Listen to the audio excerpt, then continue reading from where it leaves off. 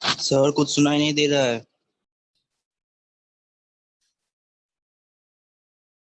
अच्छा, बिना बोलते हुए भी सुनाई देता है। अब सुनाई दे रहा है? Yes. Decarboxylation, removal of carbon dioxide. तो इसमें सबसे पहला देखेंगे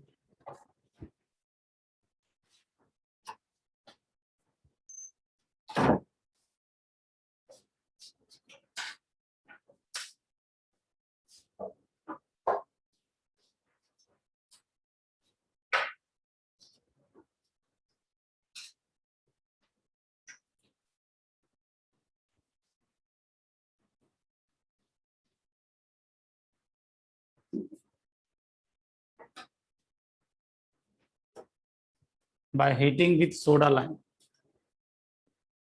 अरे अरे, तो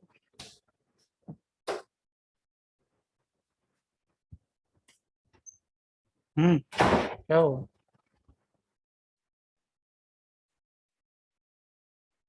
फट गया क्या? एक टीन रखे, पीन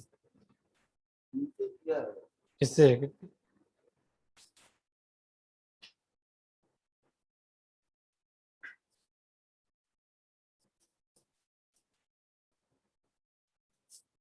ये वाला क्या किया है? वो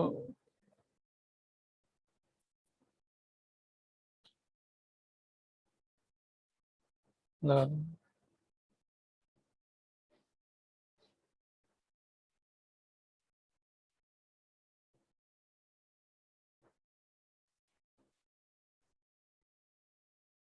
तो लास्ट सीजन का क्वेश्चन सही था तो। हाँ सही है, वो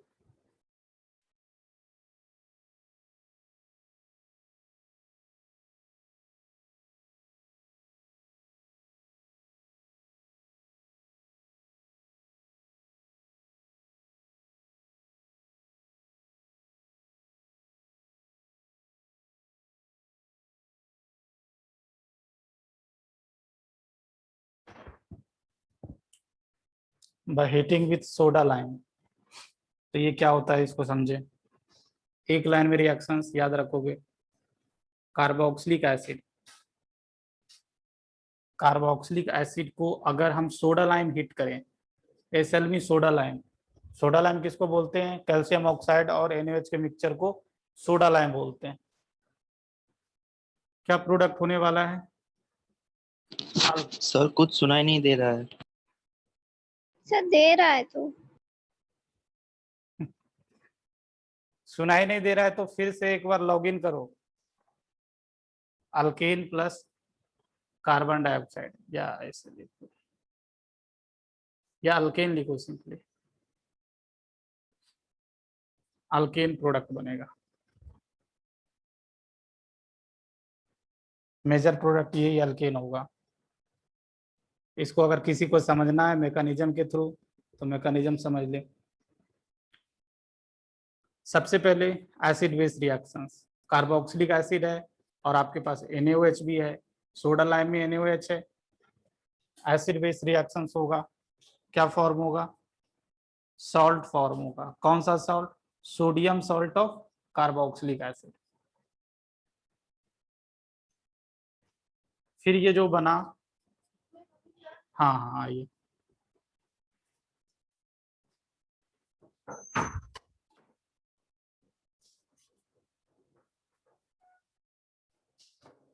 यही इसका RDS होता है, यही स्लो स्टेप होता है। RDS, rate determining step. और इसमें CO2 निकलता है। कैसे निकलता है CO2? CO2 ये बैंड बॉन्ड इधर बैक डोनेट करता है, क्योंकि CO2 निकलना है। तो ये जो पेयर ऑफ इलेक्ट्रॉन होता है ना, that get shift to R। ये CO2 निकल गया, CO2 निकल गया और क्या बना? ये क्या बना? इसको क्या बोलते हैं? कार्ब एनायन बोलते हैं। Carb anion intermediate. इसमें इंटरमीडिएट कार्ब एनायन बनता है प्लस कार्बन डाइऑक्साइड बनता है। अब ये कार्ब एनायन जो बना ना, अगर ये वाटर से रिएक्शन करेगा तो क्या लेगा? वाटर से हाइड्रोजन ले लेगा और क्या बना लेगा, अल्केन बना लेगा। और ये जो कार्बन डाइऑक्साइड को प्रेसिपिटेट करवाना है, नहीं तो ये एयर में उड़ जाएगा। तो इसको प्रेसिपिटेट कराने के लिए कैल्शियम ऑक्साइड भी लिया गया है। तुरंत क्या करेगा, ये कैल्शियम ऑक्साइड के साथ रिएक्ट कर क्या बना देगा, कैल्शियम कार्बोनेट का प्रेसिपिटेट बना देगा। तो क्या देख रहे हो इसमें, यही आपका मेजर प्रोडक्ट है अल्केन, जो कि लिखा गया है।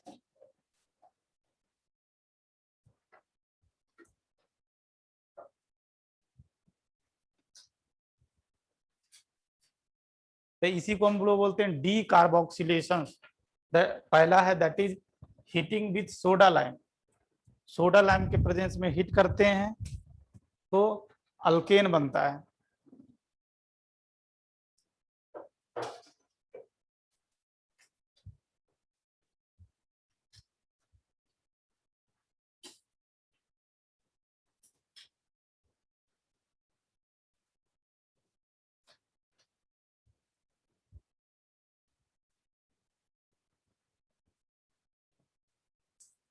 इसका जो रेट ऑफ रिएक्शन होता है that is directly proportional to stability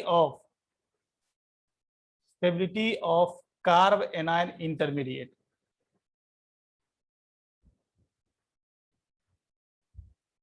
जितना कार्ब एनायन स्टेबल्स बनेगा, रेट ऑफ डी कार्बोक्सिलेशन उतना ही फास्टर होगा।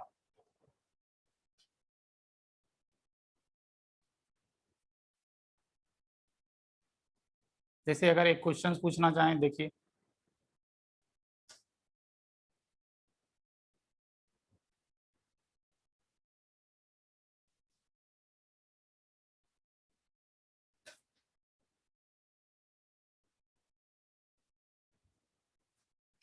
हम बोले rate of decarboxylation, rate of reaction किस में फास्टर होगा बताओ। दूसरे में जो कार्ब एनायन बनेगा that will be more stable as compare to first, होगा ना। तो दूसरे में होगा, बिल्कुल सही।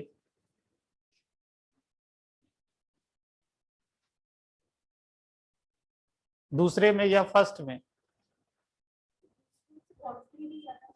अच्छा दूसरे में पॉजिटिविटी ज्यादा हो जाएगा। देखो देखो देखो देखो थोड़ा सा देखो, ये देखो CH2Cl माइनस, और ये क्या है CH2F माइनस, यही है कार्बन आयन बनेगा दोनों में। कौन सा कार्बन आयन ज्यादा स्टेबल, सेकेंड वाला। क्यों सेकेंड वाला, क्यों नहीं फर्स्ट वाला? हमें तो लग रहा है फर्स्ट वाला, क्योंकि इसके पास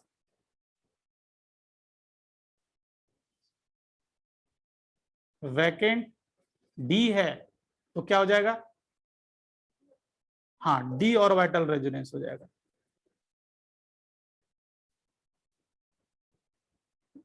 इसलिए स्टेबिलिटी का क्या ऑर्डर होगा, पहले ये देख लो। स्टेबिलिटी का ऑर्डर ये वाला ज्यादा stable as compare to that. हाँ अगर इंडक्टिव इफेक्ट से देखते तो कौन सा हो जाता, सेकंड वाला ज्यादा हो जाता। बट इसमें resonance is more dominative as compare to inductive, तो रेजोनेंस को ज्यादा हम प्रेफरेंस देंगे। तो अगर ये स्टेबिलिटी का ऑर्डर है तो रेट का क्या ऑर्डर, ये ऐसा हो जाएगा।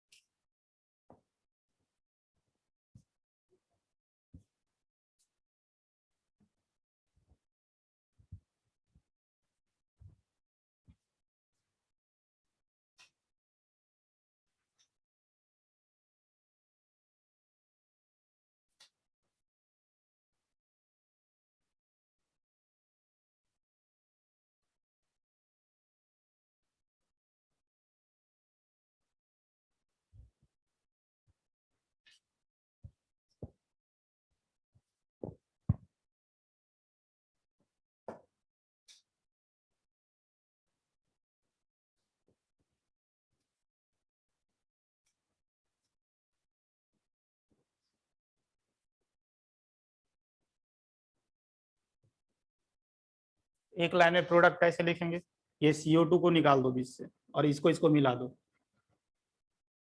क्या बन जाएगा प्रोडक्ट, क्या बनेगा? इसको क्या बोलते हैं? इसको क्या बोलते हैं? बेंजीन बोलते हैं।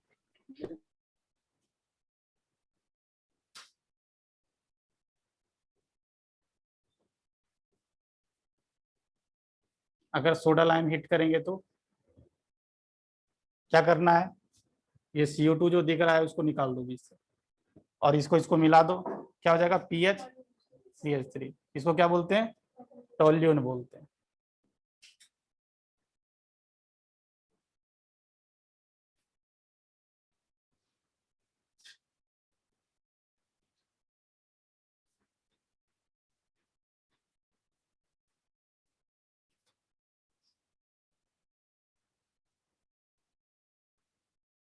अगर इसको सोडा लाइम हिट करेंगे तो क्या बनेगा?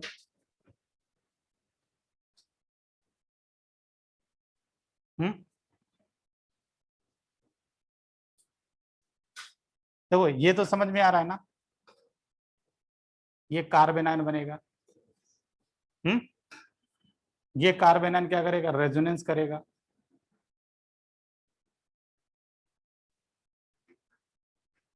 क्या प्रोडक्ट हो जाएगा? C double bond C, single bond C double bond C।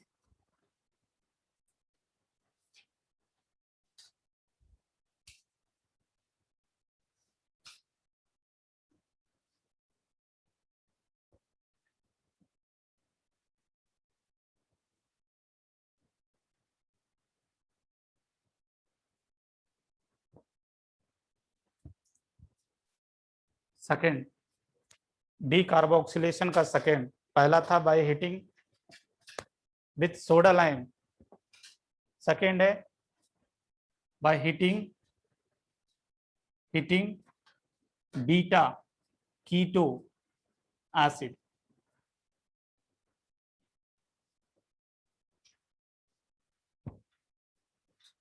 ये बीटा कीटो एसिड क्या होता है?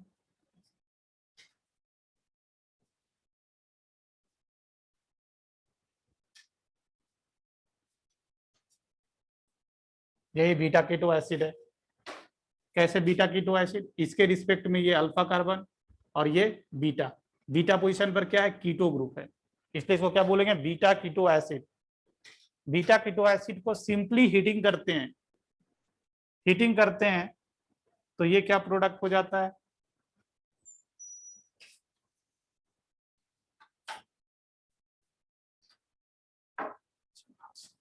एसीटोन बनता है, एसीटोन।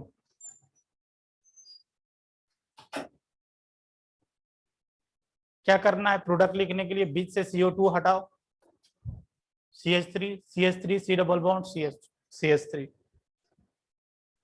तो ये ध्यान रखो कि बीटा कीटो एसिड को हम हीट करते हैं तो एसीटोन बनता है। एक्चुअली अगर इसका मैकेनिज्म समझना है किसी को, तो ये जो रिएक्शंस होता है, this reactions passes through a 6 member cyclic transition state, और वो 6 मेंबर साइक्लिक ट्रांजिशन स्टेट कैसा होता है इसको देखें।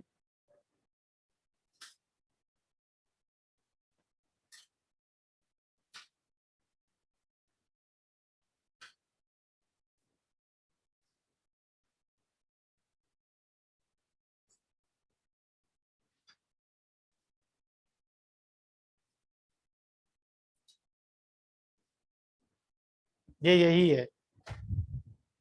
अब 6 मेंबर साइक्लिक ट्रांजिशन स्टेट कैसे बनेगा? देखो क्या होता है, एक्चुअली ये CO2 निकलना है, तो CO2 कैसे निकलेगा? CO2 कैसे निकलेगा? देखो ये C डबल बॉन्ड और ये CH2, एक्चुअली इसके बीच बॉन्डिंग हो जाता है, और ये वाला जो बॉन्ड होता है इधर शिफ्ट हो जाता है, तभी जाकर ये CO2 बाहर निकलेगा। CO2 को बाहर निकला है तो ये वाला बॉन्ड जो होगा इधर शिफ्ट होना पड़ेगा। समझ रहे हो? CO2 अगर निकालना है तो इसी तरह तो निकलेगा। CO2 क्या होता है? C double bond O C double bond O। तो अभी फाइनली हुआ क्या? यही क्या है? 6 मेंबर साइक्लिक ट्रांजिशन स्टेट, यही है आपका। 6 मेंबर का हो जाएगा ना। देखो 1 2 3 4 5 6, क्या हुआ? CO2 निकल गया। CO2 निकलने के बाद ये क्या है? CH3। CH3, ये क्या है? तो ये जब बॉन्ड होगा तो ये क्या आ जाएगा, इस तरह शिफ्ट हो जाएगा, क्योंकि ये कार्बन अगर ऐसा नहीं करोगे तो कार्बन 5 बॉन्ड बना लेगा, या नहीं तो इस तरह कर सकते हो, ऐसे देखो ये बॉन्ड इधर शिफ्ट हो जाएगा। तो CH3 COH, और ये क्या हो जाएगा, डबल बॉन्ड CH2। अब इसको टोटोमेराइजेशन करा दो, टोटोमेराइज करा दो। टोटोमेराइज कराएंगे तो क्या होगा, टोटोमेराइज करेंगे तो ये हाइड्रोजन इधर शिफ्ट हो जाएगा और ये डबल बॉन्ड इधर आ जाएगा। देखो यही बन गया।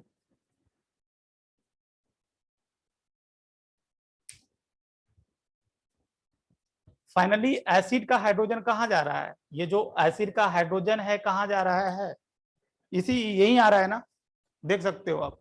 पहले ये ऑक्सीजन से जुड़ा, जब हम टोटोमराइज किए तो ये हाइड्रोजन यहाँ चला गया, देख लो चला गया ना। तो इसी को बोलते हैं by heating beta keto acid आपको एसीटोन मिलेगा, मतलब ये एसीटोन बनाने का एक प्रिपरेशन मेथड भी हो गया।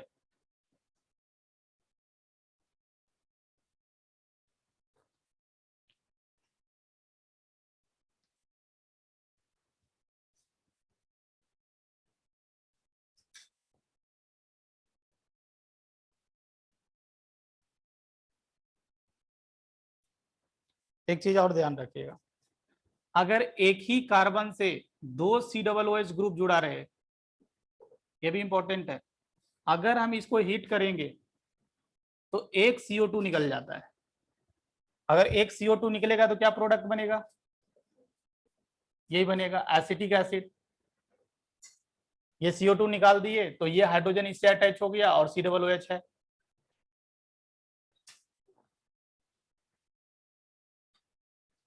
तो ये वाला तो पॉइंट रखना ही ध्यान है। तो ये सर्कल्ड है, मैकेनिज्म याद रहे या नहीं रहे, ये भी सर्कल्ड है, ये भी ध्यान रखना है।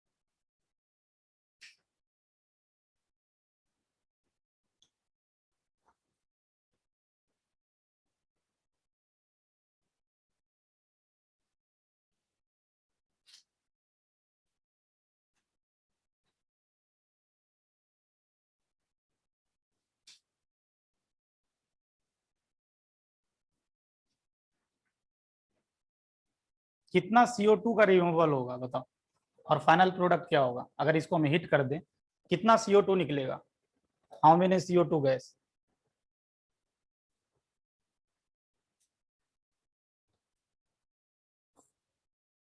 अच्छा एक ही निकलेगा, दो ही निकलेगा। अच्छा फाइनल प्रोडक्ट क्या होगा, देखो अभी तो ये कॉन्सेप्ट बताएं, एक कार्बन पर 2 COOH, एक निकला, क्या बन गया CH2 COOH। फिर यहाँ देखो ये अल्फा कार्बन और ये बीटा कार्बन, ये कैसा हो गया, बीटा कीटो एसिड हो गया जो बताया हुआ। फिर ये भी क्या होगा, ये भी CO2 निकल जाएगा। समझ रहे हो, तो ये क्या हो गया CH3 C डबल बॉन्ड हो। फिर इधर देखो ये भी CO2 निकलेगा क्योंकि एक कार्बन पर 2 COOH, तो ये वाला कॉन्सेप्ट। और ये निकलने के बाद फिर क्या हो जाएगा, बीटा कीटो एसिड हो जाएगा। बीटा कीटो एसिड होगा तो ये भी CO2 निकल जाएगा। और फाइनली क्या बनेगा, कितना CO2 रिमूवल हुआ, 4 CO2।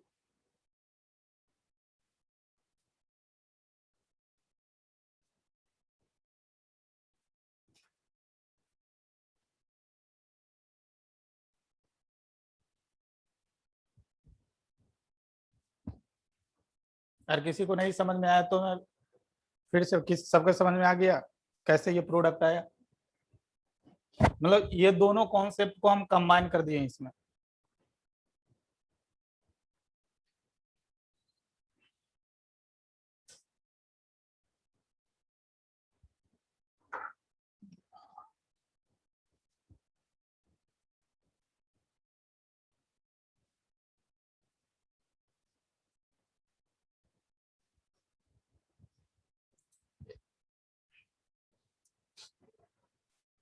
फिर उसके बाद ऐसे तो रिडक्शन देखेंगे, देख लो थोड़ा सा। रिडक्शन से भी अल्केन बना सकते हो आप। जैसे अगर हम अल्काइल हैलाइड का रिडक्शंस करेंगे किसके प्रेजेंस में, मेटल और एसिड रहेगा, ऐसा कुछ मेटल एसिड, जैसे जिंक HCl, SnHCl, ये सब रिड्यूसिंग एजेंट है। जिंक इथानॉल, ये भी रिएजेंट बार बार यूज होता है। तो ये सब क्या करेगा, ये सब सिंपली इसको अल्केन में बदल देगा, इतना ध्यान रखो। ये सब मेटल एसिड, फिर से हम रिडक्शंस पढ़ाएंगे एक बार, बट अल्केन बनाने का मेथड है तो थोड़ा सा बता दिया आपको। इसका कोई मैकेनिज्म्स नहीं होता है, डायरेक्ट ध्यान रखोगे। ये अल्काइल हैलाइड का अगर हम LiAlH4 से रिडक्शंस करा दे, लिथियम एल्युमिनियम हाइड्राइड बोलते हैं इसको, ये एक बहुत अच्छा रिड्यूसिंग एजेंट है, इसको लाह बोलते हैं। और एक और है इसी तरह का रिएजेंट है NaBH4, इसको क्या बोलते हैं, NaBH4, इसको बोलते हैं सोडियम बोरोहाइड्राइड। इससे पावरफुल ये है LiLH4। ये सब का काम क्या है, H- डोनेट करता है। आगे फिर से पढ़ाएंगे, अभी इतना ध्यान रखना, ये क्या करता है, ये दोनों क्या है, रिड्यूसिंग एजेंट है, रिड्यूसिंग एजेंट। ये सिंपली इसको क्या करता है, अल्केन में बदल देता है।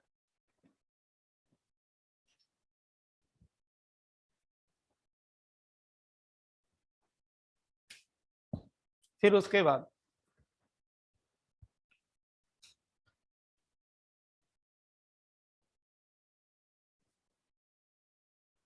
Chemical properties of alkane.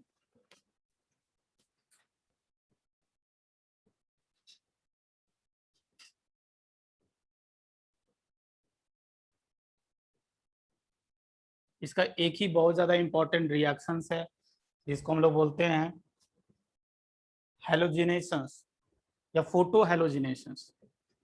Photo halogenations, halogenations of alkane.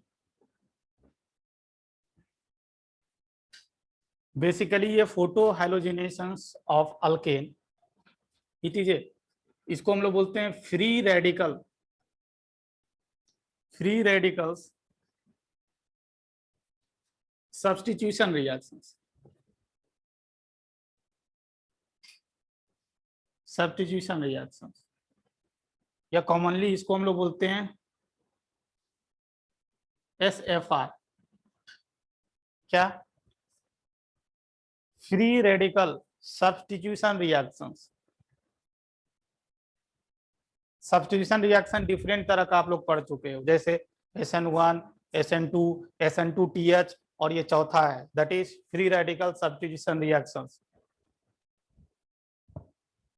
आप लोग एलिमिनेशन रिएक्शंस भी पढ़ चुके हैं, U1, E2, तो ये सब आपको कवर्ड हो रहा है। इसको जितना रिविजन करोगे उतना फायदेमंद होगा। धीरे धीरे देखो आपका लगभग चैप्टर जैसे है ना, जो भी ऑर्गेनिक केमिस्ट्री का चैप्टर है कंप्लीट होता जा रहा है।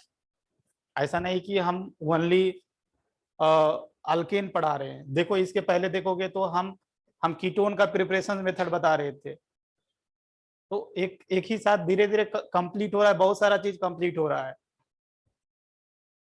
तो ये वाला ध्यान रखना। जैसे अल्केन का हम अगर हम फोटो हैलोजिनेशंस कराएं, photo halogenations means in presence of sunlight, Hmu, इसका मतलब होता है सनलाइट।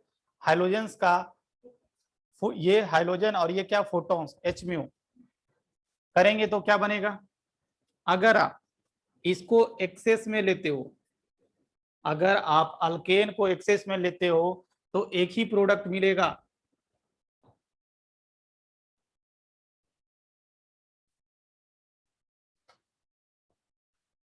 ये फोटो हाइड्रोजनेशन जैसे photo chlorination, photo bromination, photo iodination, so on, in general photo hydrogenation.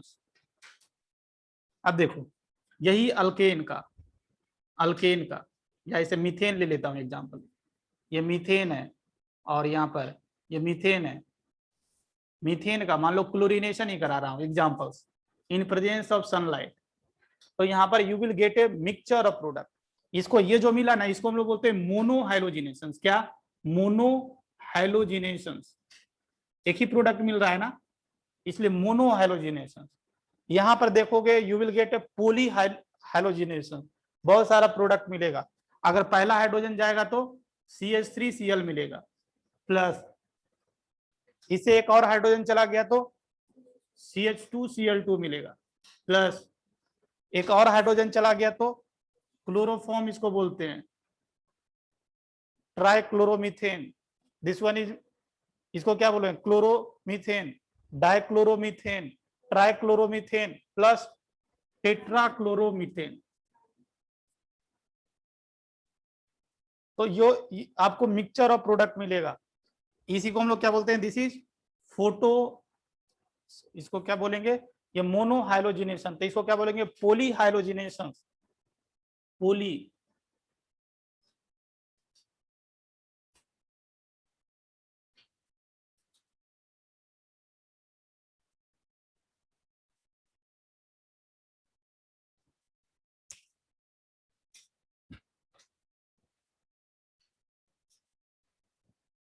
इसका मैकेनिज्म पढ़ना है आपको, इसका मैकेनिज्म एनसीईआरटी में दिया हुआ है, तो इसका मैकेनिज्म भी आप ध्यान रखोगे कि कैसे फ्री रेडिकल्स रिएक्शंस होता है। तो इसका मैकेनिज्म देखो,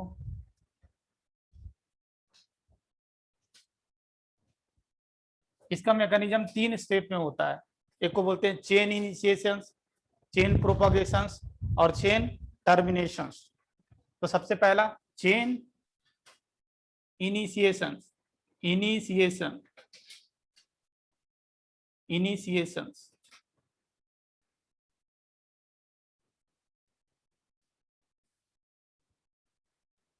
इसी में सनलाइट की जरूरत पड़ती है। अगर हम सनलाइट नहीं लेंगे तो ये रिएक्शंस ही नहीं होगा। तो सबसे पहले क्या करता है, ये जो हाइड्रोजन्स लिए हम, हाइड्रोजन्स सनलाइट के प्रेजेंस में होमोलिटिकली क्लिप्ड हो जाता है ये, और क्या बन जाता है? 2x dot. होमोलिटिकली क्लिप्ड होगा तो, और आपको बताएं कि होमोलिटिकली क्लीवेज से हमेशा फ्री रेडिकल्स बनता है, हेट्रोलिटिक क्लीवेज होगा तो केटायंस एनायंस बनेगा। चलो, तो चेन इनिशिएट हो गया, चेन इनिशिएट हो गया, फ्री रेडिकल्स बन गया, मींस चेन इनिशिएट हो गया। फिर उसके बाद हम लोग सेकेंड स्टेप में आ जाते हैं, that is chain propagations, propagations, chain propagation से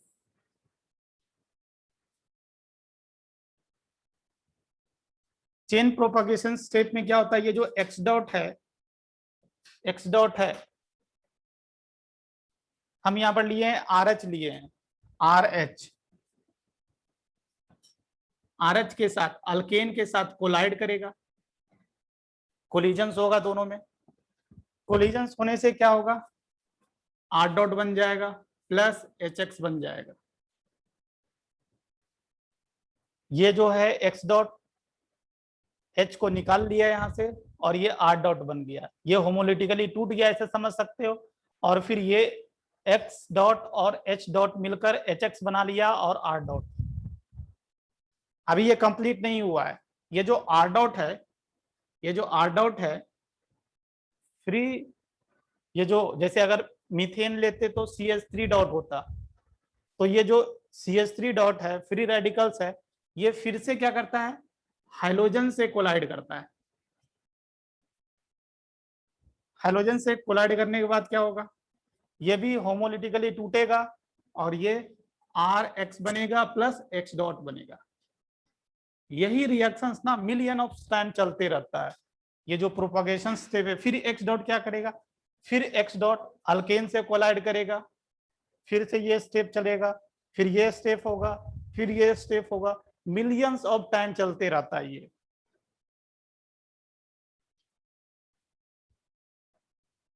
मिलियंस टाइम। अगर ये रिएक्शंस को हमको टर्मिनेट कराना है, रोकना है, तो क्या करेंगे?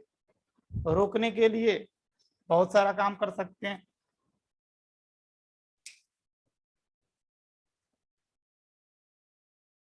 तो third that one is chain termination. Termination आपको टर्मिनेट कराना है तो एक्स डॉट को ही खत्म कर दीजिए आप। एक्स डॉट खत्म कर देंगे तो फर्स्ट यही स्टेप नहीं होगा। कैसे खत्म करेंगे? ये एक्स डॉट और अगर दो एक्स डॉट कंबाइन हो गया तो x2 बन गया, टर्मिनेट हो गया। अगर और खत्म करना है, अगर इससे नहीं हुआ तो r डॉट, अगर किसी दूसरे r डॉट से कंबाइन हो गया तो क्या बन जाएगा? क्या बन जाएगा? r बन जाएगा। इससे भी टर्मिनेट करा सकते हो आप। तो ये दोनों स्टेप से हम टर्मिनेट करा सकते हैं। तो इनिशिएशंस में फ्री रेडिकल जनरेट हुआ, प्रोपगेशंस में फ्री रेडिकल्स, और लास्टली फ्री रेडिकल्स से ही खत्म हुआ। टर्मिनेशन से फ्री रेडिकल से मॉलिक्यूल्स में कन्वर्ट हो गया। तो ये भी ध्यान रखना है। तो प्रोपगेशंस, इनिशिएशन, प्रोपगेशन, टर्मिनेशंस। चलो बन गया आपका अल्केन। तो यहाँ पर बन गया ना, सॉरी अल्काइल हैलाइड। अब यहाँ पर रिएक्टिविटी देखो, रिएक्टिविटी।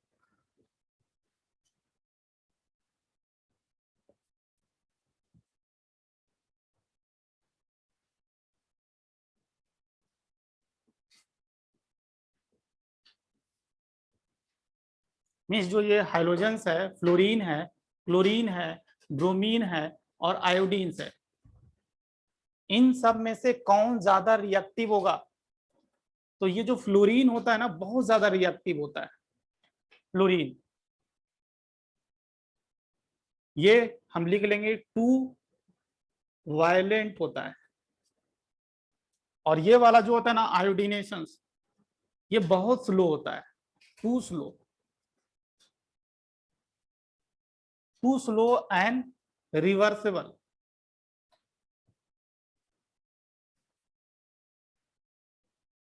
इसलिए most suitable halogenations are chlorinations and ब्रोमिनेशंस। ये बहुत वायलेंट होता है, हम कराते नहीं है। वो इतना स्लो होता है, वो भी कराते नहीं है। तो क्या कराते हैं? Only chlorinations and brominations.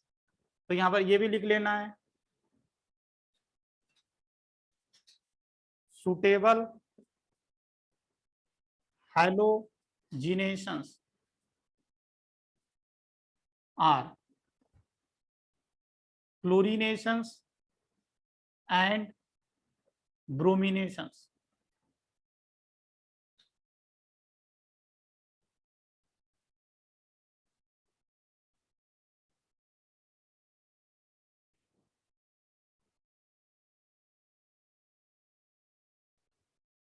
अगर हम आयोडीनेशन कराते हैं, देखो ये जो आयोडीनेशन कराते हैं,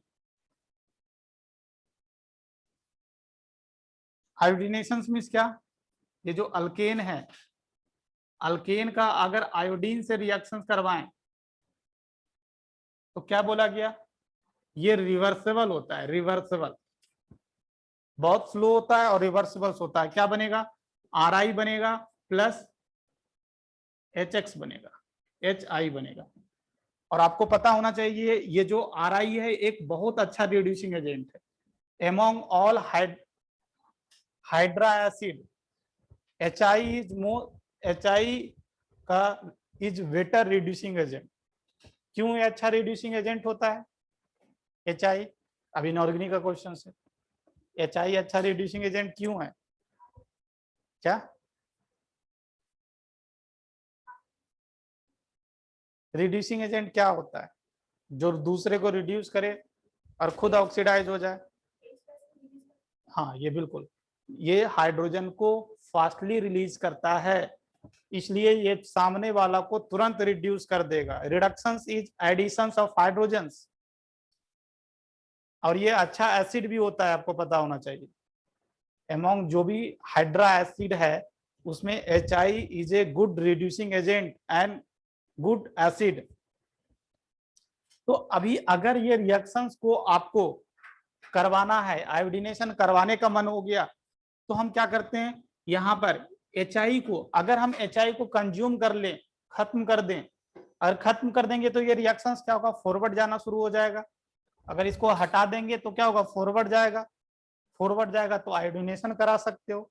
तो फॉरवर्ड जाने के लिए हम या तो HNO3 और या तो HiO3 यूज करते हैं, ऑक्सीडाइजिंग एजेंट यूज करते हैं। ये ऑक्सीडाइजिंग एजेंट HI के साथ रिएक्ट कर कर आयोडीन गैस बना देता है। अगर ये रिएक्शंस को आयोडीनेशन करवाने का मन हो गया तो हम ऑक्सीडाइजिंग एजेंट के प्रेजेंस में करवाते हैं, ताकि अगर ये इन दोनों से रिएक्ट कर कर आयोडीन बन जाएगा, ये रिएक्शन फॉरवर्ड जाएगा और होना शुरू हो जाएगा आयोडीनेशन। तो ये भी ध्यान रखिएगा।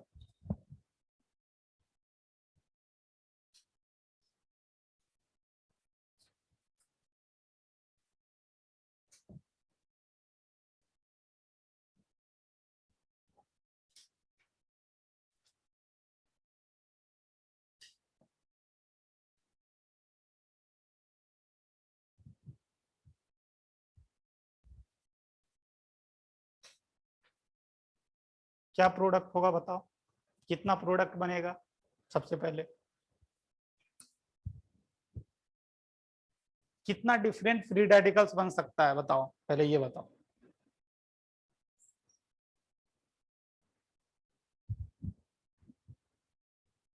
हम्म, 5। 4 कार्बन है तो 5 फ्री रेडिकल्स बना देगा।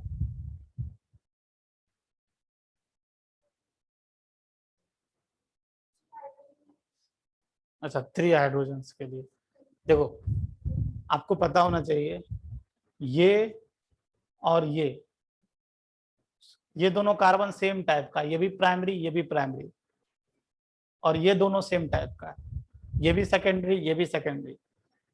तो हम बोलेंगे ये जो कंपाउंड है इससे हम 2 फ्री रेडिकल्स बना सकते हैं। अगर हम हाइड्रोजन्स H डॉट यहां से निकाले या यहां से निकाले सेम बात है, एक फ्री रेडिकल्स बन जाएगा। यहां से निकालो या यहां से निकालो, मतलब एक फ्री रेडिकल्स ऐसा बना। अगर किसी का मन होता कि हम यहां से निकालेंगे फ्री रेडिकल्स तो भी निकालो, सेम ही होता। और दूसरा फ्री रेडिकल्स क्या है, इन दोनों में से एक जगह से निकाल लो, 2 फ्री रेडिकल्स बनता। तो इसमें हमको 2 प्रोडक्ट मिलता। पोली नहीं, मोनो के बारे में सोचना है, मोनो के बारे में सोचना है। मान लो कि एक्सेस में है, एक्सेस में रहता है तो क्या होता है, मोनो हैलोजिनेशन होता है। हाँ, अगर ये नहीं कुछ है तो आपको मिक्सचर और प्रोडक्ट तब तो 20-25 कितना मिल जाएगा, समझ रहे हो। तो अभी ये मोनो हैलोजिनेशंस के बारे में सोचना है, तो दो ही फ्री रेडिकल्स मिलता। फिर क्या होगा, क्लोरीन आकर या तो यहाँ अटैच हो जाएगा या तो यहाँ अटैच हो जाएगा, 2 प्रोडक्ट मिला एक। अच्छा, इन दोनों फ्री रेडिकल्स में कौन ज्यादा stable, which free radicals is more stable. Free radicals का स्टेबिलिटी कैसे चेक करते हैं, अच्छा plus I effect, hyperconjugation, बिल्कुल बिल्कुल। इसमें 5 हाइपर कंजुगेबल हाइड्रोजन, इसमें 2 hyperconjugable hydrogen, so second one is more stable. तो इससे जो प्रोडक्ट मिलेगा इन जनरल मेजर मिलेगा, क्या मिला, मेजर प्रोडक्ट ये हो जाएगा।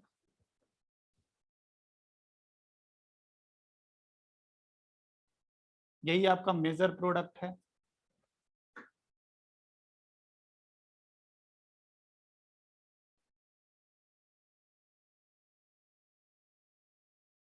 और ये ध्यान रखिए माइनर प्रोडक्ट है।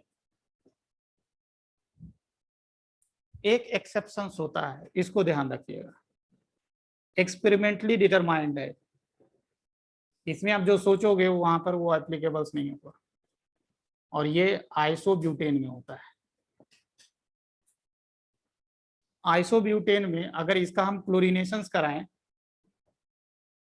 और ये पूछते हैं एग्जाम में पूछ भी चुका है, अगर हम इसका क्लोरीनेशन कराएं तो कितना प्रोडक्ट पहले मिलेगा? मोनो हाइड्रोजनेशन के बारे में सोचना है। नहीं नहीं नहीं, मेजर प्रोडक्ट हम बोले, हम बोले मेजर प्रोडक्ट, हम बोले कितना प्रोडक्ट मिल सकता है?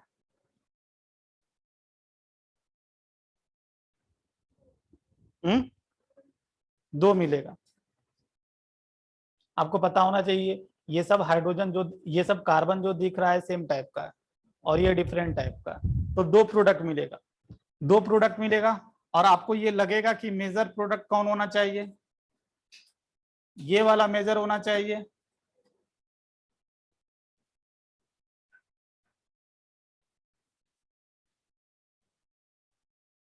ये वाला मेजर होना चाहिए, ये वाला माइनर होना चाहिए। बट एक्सपेरिमेंटली ऐसा फाइंड किया गया कि ये मेजर होता है और ये माइनर होता है, तो ये ध्यान रखोगे।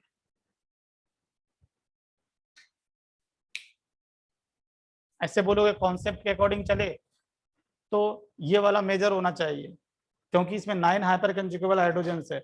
बट एक्सपेरिमेंटली देखा गया है वो मेजर होता है और ये माइनर होता है, तो इसको ध्यान रखिएगा।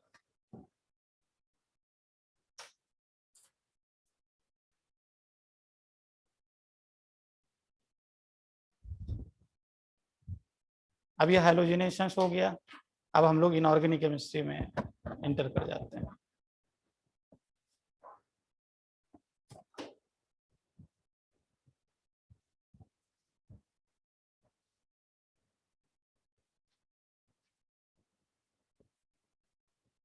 तो बोले थे नोमेनक्लेचर तक पढ़ने के लिए, पढ़ लिए। हम चाहूं तो एक क्लास, एक दो क्लास रोक कर पूरा खत्म कर दूं, बट मैं ये नहीं कर रहा हूं, ताकि आपको भी हजम होना चाहिए चीजें।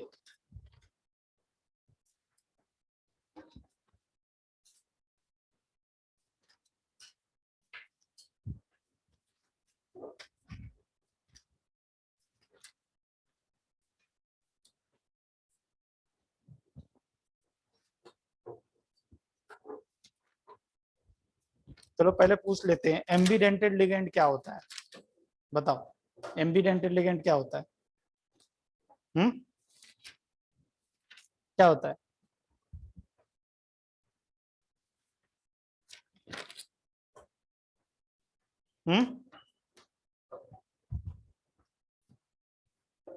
एम्बीडेंटेड लिगेंड क्या होता है?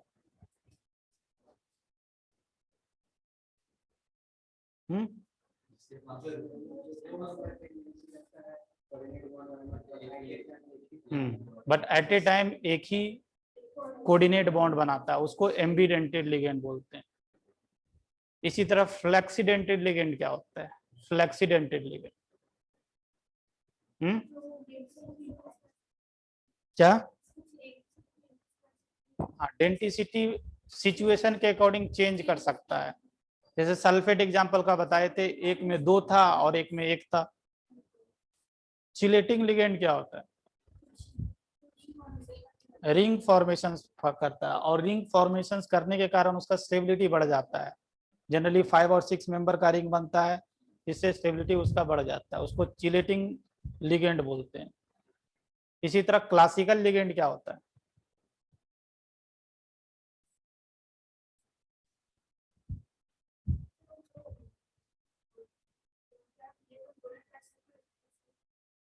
जो लोन पेयर ऑफ इलेक्ट्रॉन, हाँ, उसको नॉन क्लासिकल किसको बोलेंगे? हाँ, एक तो लिगेंड सेंट्रल मेटल को lone pair of electron donate करेगा, साथ ही साथ पाई इलेक्ट्रॉन या lone pair of electron metal से एक्सेप्ट करेगा, उसको हम लोग नॉन क्लासिकल लिगेंड बोलते हैं। चलो उसके बाद आ जाते हैं हम लोग effective atomic number. Effective atomic number EAN। तो EAN क्या होता है वो एक बार पढ़ लें। Total number of electrons available with central metals after the process of losing and gaining electrons. एक मेटल के पास, देखो मेटल का काम क्या होता है? मेटल कुछ इलेक्ट्रॉन लूज करके क्या बनाता है, मेटल आयन बनाता है। और साथ ही साथ ये जो मेटल आयन है लिगेंड से कुछ इलेक्ट्रॉन एक्सेप्ट भी करता है। मेटल दो काम करता है, मेटल कुछ इलेक्ट्रॉन लूज करके मेटल आयन बनाता है, और साथ ही साथ ये मेटल आयन लिगेंड से कुछ पेयर ऑफ इलेक्ट्रॉन एक्सेप्ट करता है। उसके बाद ये दोनों काम करने के बाद, ये दोनों काम करने के बाद जो टोटल अवेलेबल इलेक्ट्रॉन्स रहता है इस मेटल्स आयंस के पास, that is called effective atomic number. समझ गया? जैसे कैसे इफेक्टिव एटॉमिक नंबर, तो यही इफेक्टिव एटॉमिक नंबर का फॉर्मूला होता है। इफेक्टिव एटॉमिक नंबर अगर इस मेटल्स का निकालना चाहते हैं तो इसका एटॉमिक नंबर क्या है, एटॉमिक नंबर क्या है, जैसे जिंक है तो जिंक के पास कितना इलेक्ट्रॉन्स होगा, 30 इलेक्ट्रॉन्स। तो एटॉमिक नंबर के इक्वल इलेक्ट्रॉन्स। अब ये मान लो कि जिंक 2 इलेक्ट्रॉन लूज किया, 2 इलेक्ट्रॉन लूज किया तो -2 करोगे, प्लस मान लो कि जिंक कुछ इलेक्ट्रॉन एक्सेप्ट कर रहा है, लिगेंड से इलेक्ट्रॉन एक्सेप्ट करेगा तो प्लस करना पड़ेगा। मान लो कि 4 लोन पेयर एक्सेप्ट किया, 4 लोन पेयर एक्सेप्ट किया तो क्या कितना बोलेंगे, 4 × 2 मीन्स टोटल 8 इलेक्ट्रॉन ना, एक लोन पेयर में 2 इलेक्ट्रॉन। तो यही जो वैल्यू आएगा that will be effective atomic number.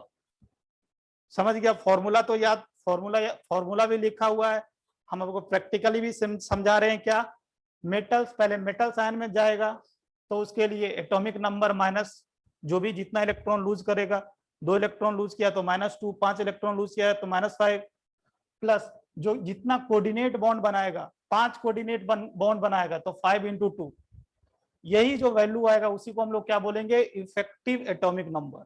समझ गया? जैसे कुछ एग्जांपल हम प्रैक्टिस करवा देते हैं।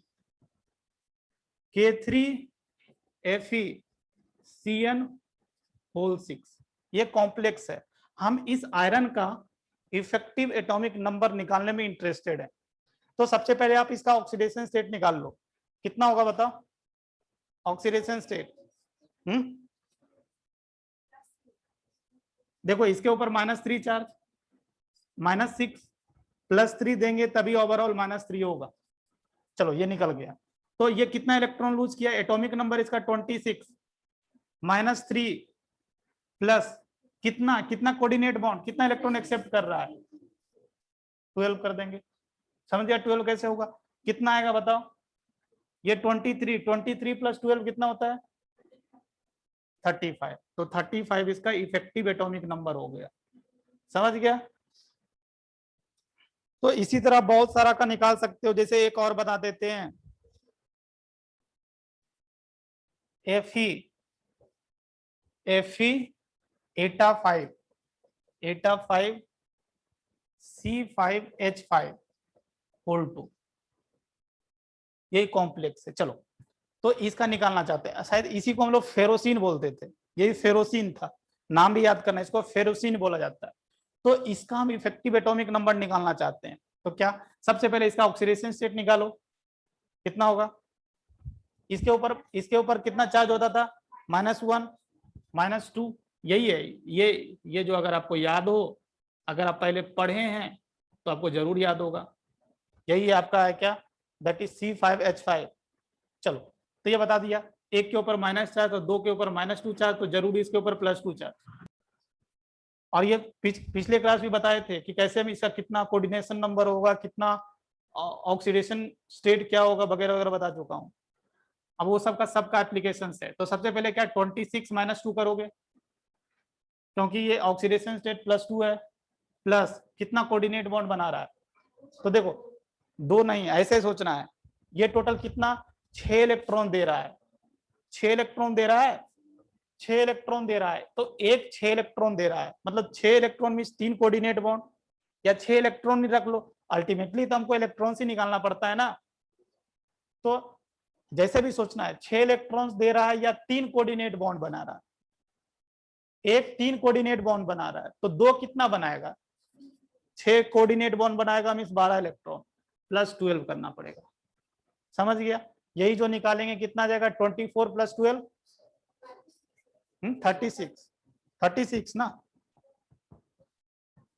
हाँ ऐसे भी ये इधर हो गया तो 36 हो गया। चलो तो ये निकाल लोगे। अब एक भी नहीं बताएंगे। हाँ ये वाला एग्जांपल इंपॉर्टेंट है, ये जो है इंपॉर्टेंट है उसको बता देता हूं।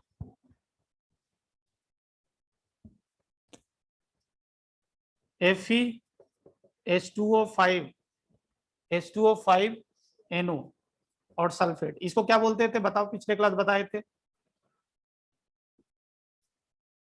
इसका नाम कुछ था ना, एक ब्राउन रिंग टेस्ट यही था, या नाइट्रोप्रूसाइड टेस्ट। तो ये सब याद होना चाहिए। इसमें बताया गया है ये जो NO है इसके ऊपर +1 चार्ज है, याद करो +1 चार्ज है। अगर +1 चार्ज है तो इसके ऊपर क्या ओवरऑल +2 सल्फेट है, तो इसलिए इसके ऊपर कितना चार्ज +1 चार्ज। आयरन का ऑक्सीडेशन स्टेट +1 होता है, तो क्या हो जाएगा 26 - 1 प्लस कितना कोऑर्डिनेट बॉन्ड, 5 कोऑर्डिनेट बॉन्ड तो यही बना लिया है, और ये 6 coordinate bond, 6 coordinate bond means 12 electron. कितना आएगा बताओ, 25 37 आएगा। ठीक, अगर कोई मान लो कोई बच्चा ये NO को न्यूट्रल मान लिया, जब ये ध्यान रखना है NO अगर न्यूट्रल होता है, न्यूट्रल 1 2, तो न्यूट्रल में कितना इलेक्ट्रॉन्स होता है NO के पास, पहले बताओ। ये इसके पास 8 इलेक्ट्रॉन्स और इसके पास 7 इलेक्ट्रॉन्स, 15 इलेक्ट्रॉन्स। अगर ये देखो NO क्यों NO+ में जाना चाहता है, ये भी ध्यान रखें। NO क्यों NO+ में जाना चाहता है, अगर मैं MOT के अकॉर्डिंग बोलूं, मॉलिक्यूलर ऑर्बिटल थ्योरी के बोलूं, तो इसके पास 15 इलेक्ट्रॉन्स में 14 इलेक्ट्रॉन्स आपको पता होगा नाइट्रोजन का था, नाइट्रोजन का 14 इलेक्ट्रॉन्स। तो अगर 15वां इलेक्ट्रॉन जो होगा ABMO में जाएगा, इसका जो 15वां इलेक्ट्रॉन्स होगा that will goes to ABMO, anti bonding molecular orbitals.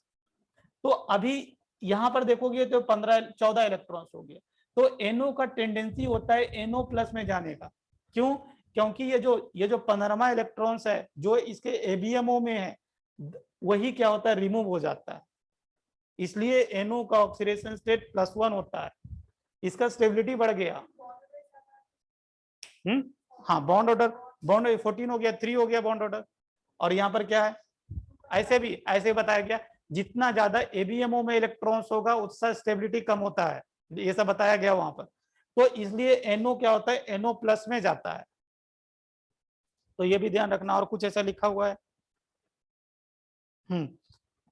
मैं ये बोल रहा था कि अगर आप NO को न्यूट्रल मान के भी करते हो, अगर आप NO को न्यूट्रल मानकर करते हो तो भी इफेक्टिव एटॉमिक नंबर सेम आएगा।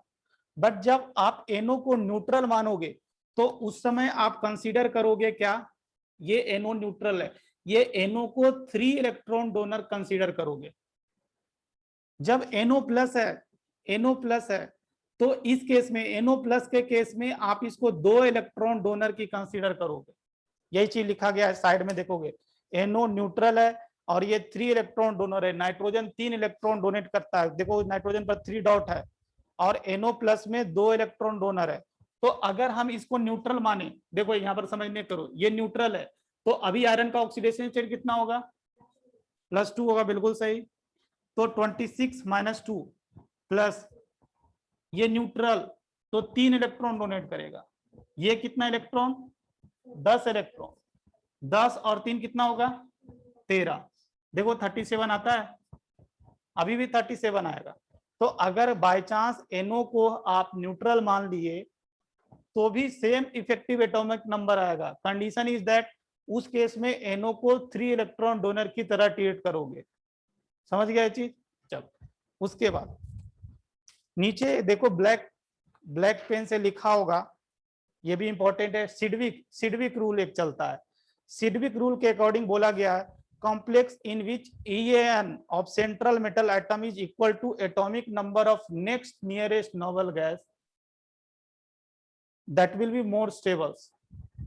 अगर तो देखो नीचे लिखा गया 3D सीरीज जो कि स्कैंडियम से जिंक तक होता है, 4D series, 5D series. 3D series के लिए नेक्स्ट नोबल गैसेस क्रिप्टन होगा, 4D सीरीज के लिए जेनॉन होगा, 5D सीरीज के लिए नेक्स्ट नॉर्मल गैसेस रेडॉन होगा। तो ये क्या बोलना चाहते हैं, इसको जैसे इनके अकॉर्डिंग, सिडविक रूल के अकॉर्डिंग, जिनका इफेक्टिव एटॉमिक नंबर, जैसे कॉम्प्लेक्सेस जो लिखा गया है आप देख सकते हो, पहला जो कॉम्प्लेक्स था K3FeCN6 जिसका 35 आया था, that is relatively less stable, क्योंकि उसका effective atomic number central metal का 35 आया, 36 आता तो ज्यादा स्टेबल होता, समझ रहे हो, नेक्स्ट नियरेस्ट नोबल गैस के इक्वल आता। फिर वहां पर ये जो है ना, सिडविक रूल हर एक जगह एप्लीकेबल्स नहीं है, सिडविक रूल हर एक जगह एप्लीकेबल नहीं है। अगला पेज में देखो, अगला पेज अगर देखोगे आप, जैसे कॉम्प्लेक्स लिया गया है K4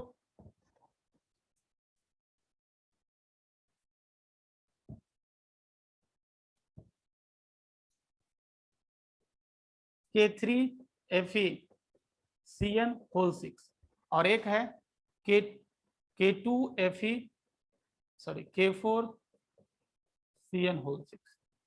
देखो अगर हम इसमें इफेक्टिव एटॉमिक नंबर निकाले, ये तो निकालना बता दिए हैं, मैं बता रहा हूं कि ये 35 आएगा और इस केस में 36 आएगा, ये निकाल लोगे आप, निकालना आता है, सिखा दिए।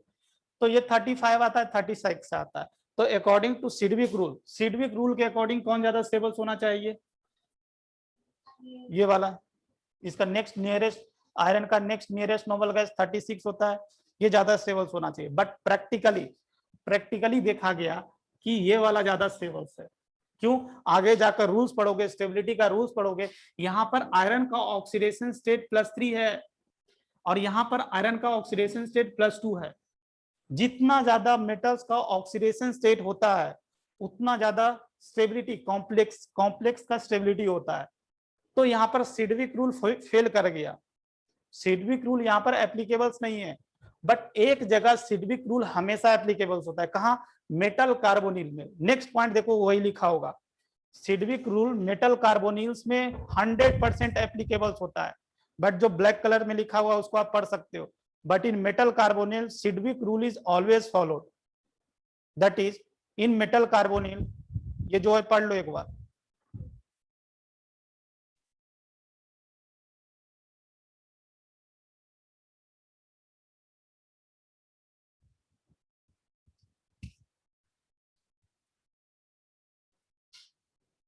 अगर effective atomic number next nearest noble gas के इक्वल नहीं है तो क्या करेगा, या तो इलेक्ट्रॉन लूज करेगा, या तो इलेक्ट्रॉन गेन करेगा, या तो पॉलीमर बनाएगा, ये तीनों काम करेगा। बट इफेक्टिव एटॉमिक नंबर 36 बनाना चाहेगा।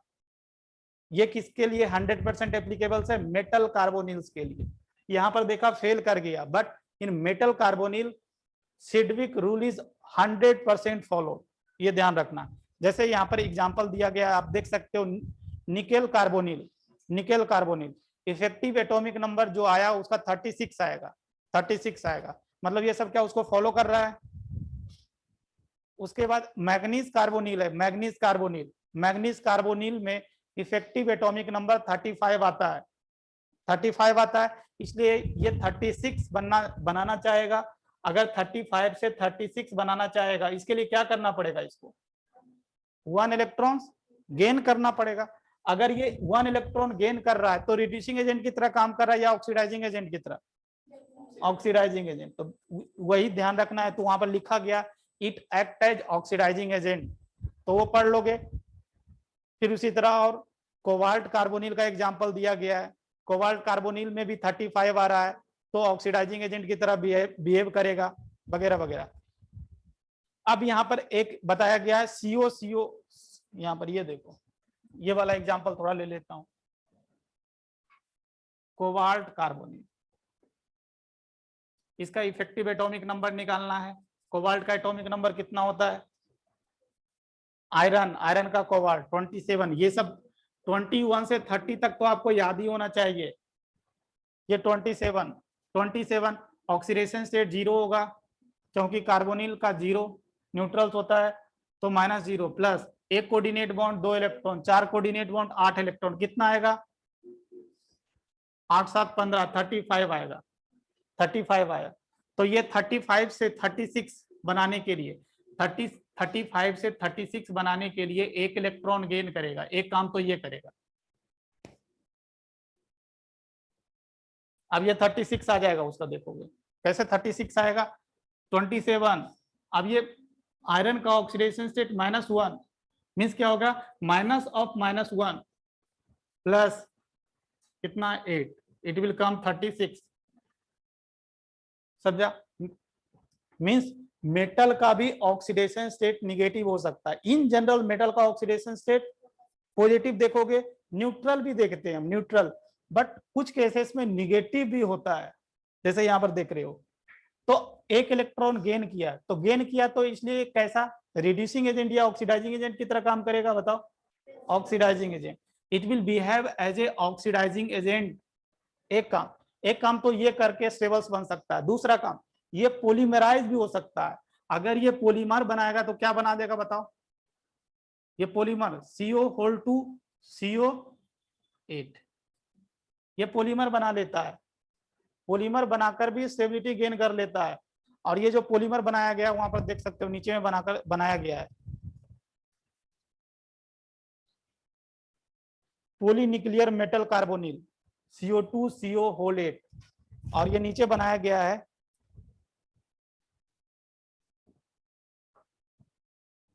देखो। अब इसका स्ट्रक्चर इंपॉर्टेंट है, स्ट्रक्चर एग्जाम में पूछा करते हैं, एनसीईआरटी बुक में भी मेंशन्ड है, और आपको स्ट्रक्चर ध्यान में रखना चाहिए। इसका क्या, 2 कोबाल्ट है, 2 कोबाल्ट, कितना 8 CO है। तो 8 CO कैसे, तीन इसके साथ कोऑर्डिनेट बॉन्ड, 3 इधर कर दो, 6 हो गया,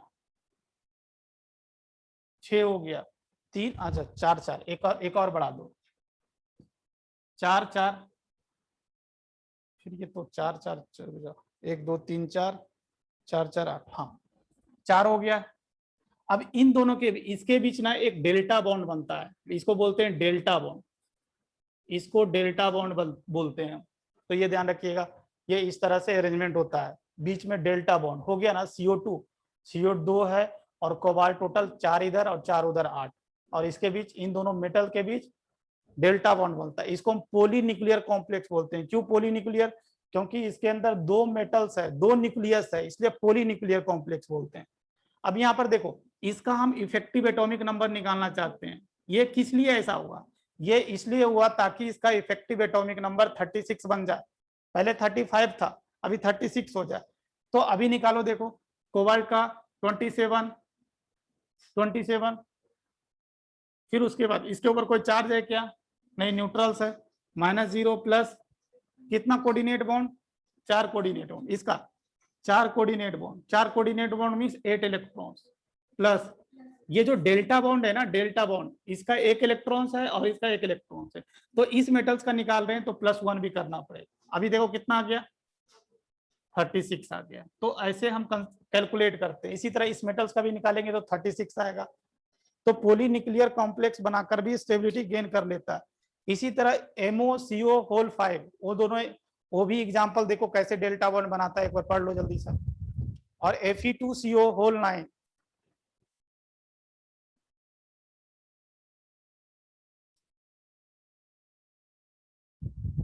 वो भी पॉलीन्यूक्लियर कॉम्प्लेक्स बना लिया। और Fe2CO9 वो थोड़ा टिपिकल है, 3 कोऑर्डिनेट बॉन्ड बनाया है, और उसमें एक डेल्टा बॉन्ड भी है।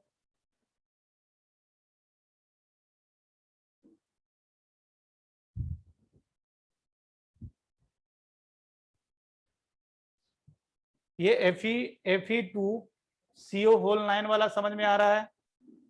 कैसे, देखो Fe है और Fe है, 3 कोऑर्डिनेट बॉन्ड, 3 कोऑर्डिनेट बॉन्ड बना लिया, 6 CO यूज हो गया। एक CO, देखो एक CO एक इलेक्ट्रॉन का इधर डोनेशन होता है। और कितना बच गया, हो गया 3 3 6 7 और 8, और एक और क्या है, हाँ एक और डेल्टा बॉन्ड नहीं,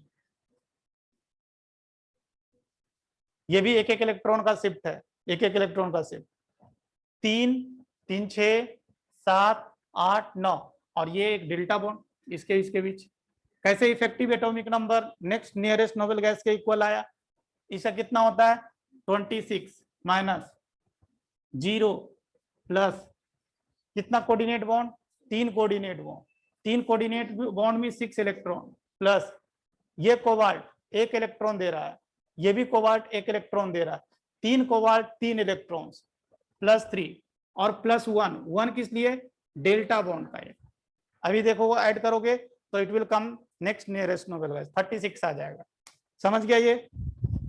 चलो उसके बाद explain the formations of NaCO whole 4, उसको देख लो, वो भी आपको समझ में आ जाएगा। CO4 एक इलेक्ट्रॉन गेन करता है ताकि उसका effective atomic number next nearest noble gas के इक्वल आ जाए। 35 था, तुरंत एक इलेक्ट्रॉन्स गेन करके ऑक्सीडाइजिंग एजेंट की तरह काम करता है। तो ये भी समझ में आ गया। आगे बढ़ते हैं। अब हम लोग आते हैं नोमेनक्लेचर्स ऑफ कोऑर्डिनेशन कॉम्प्लेक्स।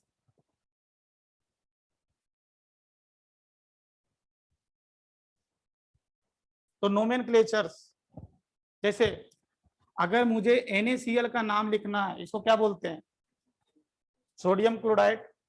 पहले मेटल्स का नाम, फिर नॉन मेटल्स का नाम। पहले केटायन वाला पार्ट का नाम लिखते हैं, फिर एनायन वाला पार्ट का नाम लिखते हैं। अच्छा, जैसे हम इसको क्या बोलेंगे एल्युमिनियम सल्फेट। क्या हम इसको ऐसा बोलते हैं डाई एल्युमिनियम ट्राइसल्फेट, ऐसा बोला जाता है क्या? नहीं। तो ये भी ध्यान रखना है, इसको हम सिंपली एल्युमिनियम सल्फेट बोलते हैं। ठीक, तो अभी ये दोनों को रेफरेंस लेते हुए सबसे पहले मेटल्स का नाम लिखना है, फिर नॉन मेटल्स का नाम लिखना है। पहले केटायंस वाला पार्ट का नाम लिखना है, फिर एनायन वाला पार्ट का निकला है। अब ये कॉम्प्लेक्स आयन का कैसे नाम लिखना है, जैसे एक एग्जांपल ले लेता हूं K4FeCN6। इसमें क्या है, केटायन पार्ट सिंपल है और एनायन पार्ट कॉम्प्लेक्स है। एनायन पार्ट कॉम्प्लेक्स है, ये सब पहचानने आना चाहिए। तो हम ये मेनली एनायन पार्ट पर फोकस कर रहे हैं। एनायन पार्ट पर, ये एनायन पार्ट है। Cation part is 4K plus anion part.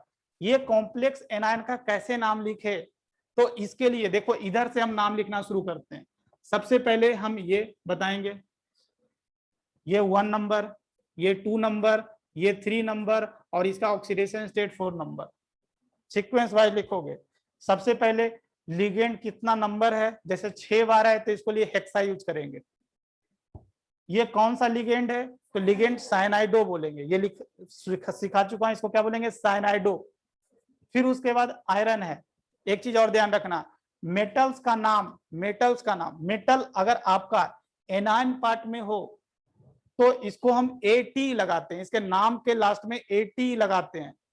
अगर फिर से सुनो, अगर ये मेटल्स केटायन पार्ट में होता, अगर केटायन कॉम्प्लेक्स होता, केटायन कॉम्प्लेक्स में भी मेटल होता, अगर मेटल आपका केटायन पार्ट में होगा तो उसके नाम में कोई चेंज नहीं करना है। कब चेंज करेंगे, जब मेरा मेटल एनायन पार्ट में होगा तब हम AT लगाएंगे। और अगर आपको मान लो कोई लिगेंड रहता, कोई न्यूट्रल लिगेंड रहता, तो भी मेटल्स का नाम एज इट इज लिखना है। कहाँ चेंज करना है, ओनली एंड ओनली जब आपका मेटल्स एनायन पार्ट में होगा तभी आप नाम चेंज करोगे। एक चीज समझ में आ गया मेटल से रिलेटेड। सबसे पहले क्या, नंबर, कितना नंबर है, लिगेंड का नंबर लिखना पड़ेगा। अगर एक से ज्यादा लिगेंड है तो you have to write in alphabetical orders, ये भी ध्यान रखना है। तो ये लिगेंड का पार्ट हो गया। पहले कितना नंबर है लिखेंगे, 6 है तो हेक्सा, लिगेंड का नाम, फिर मेटल्स का नाम और फिर इसका ऑक्सीडेशन स्टेट लिखना है रोमन न्यूमेरिकल्स में। जैसे इसका ऑक्सीडेशन स्टेट +2 होगा तो लास्ट में हम इस तरह से +2 कर देंगे, समझे। तो ये वाला पार्ट का हम नाम फाइनली क्या लिखेंगे, हेक्सा साइनो फेरेट 2। समझ में आ गया इतना। चलो इस पूरा कॉम्प्लेक्स का नाम हाँ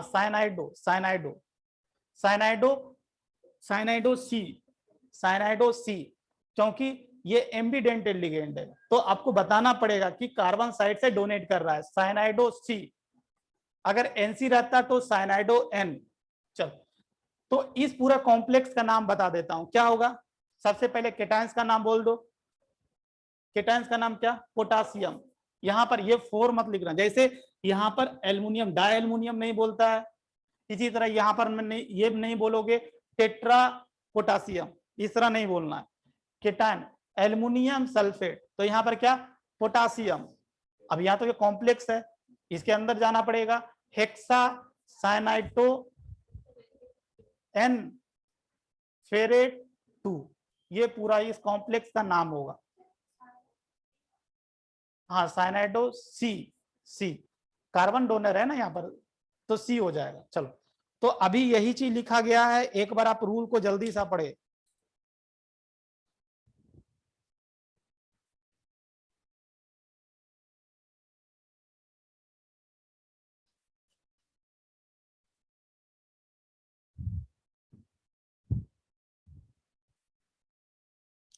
एक पॉइंट खाली छूट गया है, स्टेप नंबर 3। अगर अगर आपका कॉम्प्लेक्स के अंदर already di tri tetra used है, तो हम 20-30 टेट्रा किसका यूज करते हैं, ये भी बात ध्यान रखना। जैसे इथाइलिन डायमीन, उसके अंदर ऑलरेडी डाई आ गया है, तो उसके लिए हम 20-30 टेट्रा किसका यूज करेंगे। 20 मीन्स 2, 30 मीन्स 3 और टेट्रा किस मीन्स 4, इसी तरह आगे बढ़ते जाएगा। तो एक स्टेप 1, स्टेप 2, स्टेप 3, स्टेप 4 जल्दी पढ़ लो एक बार। आई थिंक सो आपको समझ में आना चाहिए।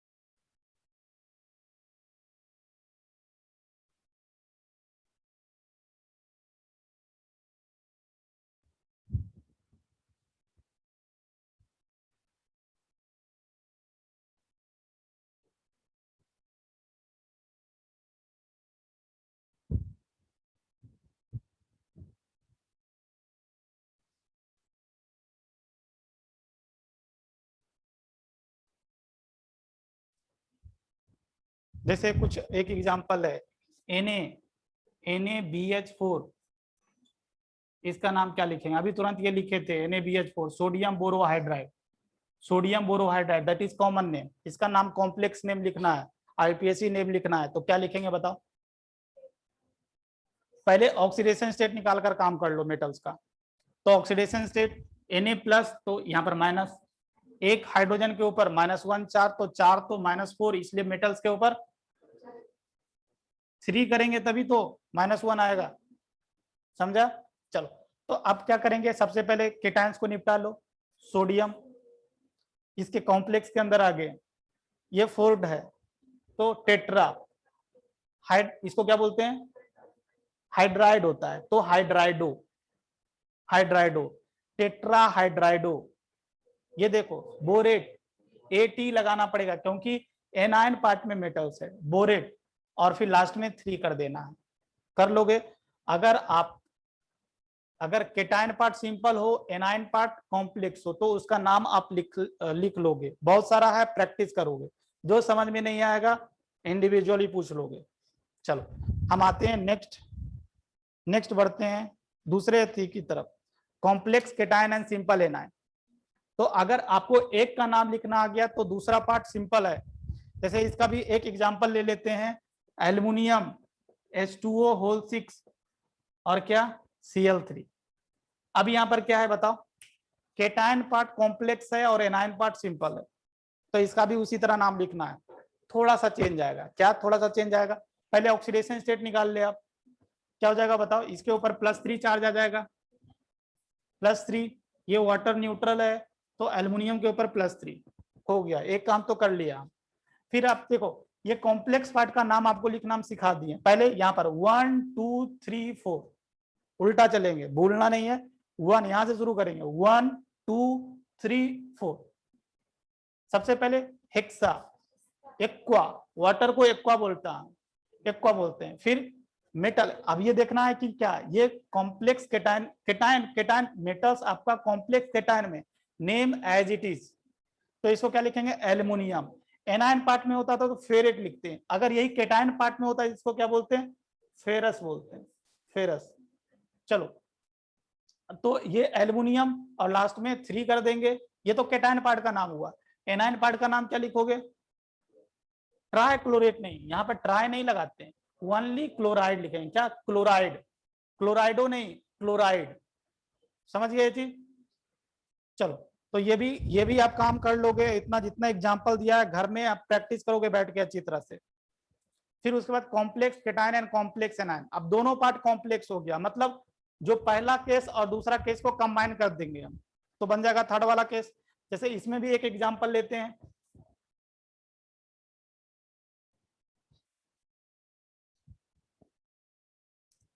एक एग्जांपल ले लेते हैं PTNH3 और PTCl4। सबसे पहले इसमें main deciding factor is oxidation state, oxidation state heat and trial method, और थोड़ा सा दिमाग यूज करना है। कैसे, हम जानते हैं ये प्लेटिनम का कोऑर्डिनेशन नंबर 4 है, ये आपको इंडिकेट कर रहा है कि इस प्लेटिनम के ऊपर जरूर +2 चार्ज होगा, क्योंकि बताया गया है प्लेटिनम और प्लाडियम +2 वाला का कोऑर्डिनेशन नंबर हमेशा 4 होता है, समझा ये चीज। तो हम हीट एंड ट्रायल ले रहे हैं कि इसको हम +2 चार्ज दे रहे हैं, अगर ये +2 चार्ज देंगे तो इसके ऊपर ओवरऑल चार्ज कितना आ जाएगा, -2 आ जाएगा। अगर ये -2 तो इसके ऊपर +2, और इसके ऊपर भी कितना +2, क्योंकि अमोनिया न्यूट्रल लिगेंड। तो ये समझ गया, पहले ऑक्सीडेशन स्टेट हमने निकाल लिया। नाम लिखना है, कैसे लिखेंगे, पहले केटायंस वाला था, क्या 4 है इसलिए टेट्रा। अमाइन, ये ध्यान रखना है, ये भी एग्जाम में पूछा गया है, एमाइन है ये, एमाइन डबल एम आता है, जे एडवांस पूछ चुका है एक बार। तो अमाइन AMM है, तो AMMIN अमाइन। टेट्रा अमाइन, इसको क्या बोलेंगे प्लेटिनम, केटायनिक पार्ट में प्लेटिनम, एनायनिक पार्ट में प्लेटिनेट हो जाएगा प्लेटिनेट। तो ये केटायन पार्ट लिख लिया, एनायन पार्ट क्या टेट्रा क्लोराइडो, क्लोराइडो, और ये प्लेटिनेट। ऑक्सीडेशन स्टेट 2 लास्ट में, यहां पर भी लिखना पड़ेगा 2, जब आप प्लेटिनम बोलोगे तो उसके बगल में रोमन में 2 लिखना है, तो ये भी हो जाएगा। ये भी एग्जांपल 4-5 है, घर में प्रैक्टिस करोगे। अब हम कॉम्प्लेक्स कंटेनिंग ब्रिज का बता देते हैं एक, ऐसे ये वाला जो केसेस है केस नंबर 4, वो एग्जाम में पूछने का संभावना बहुत कम होता है। जैसे इसका हम लिख लेते हैं अमोनियम +4 क्रोमियम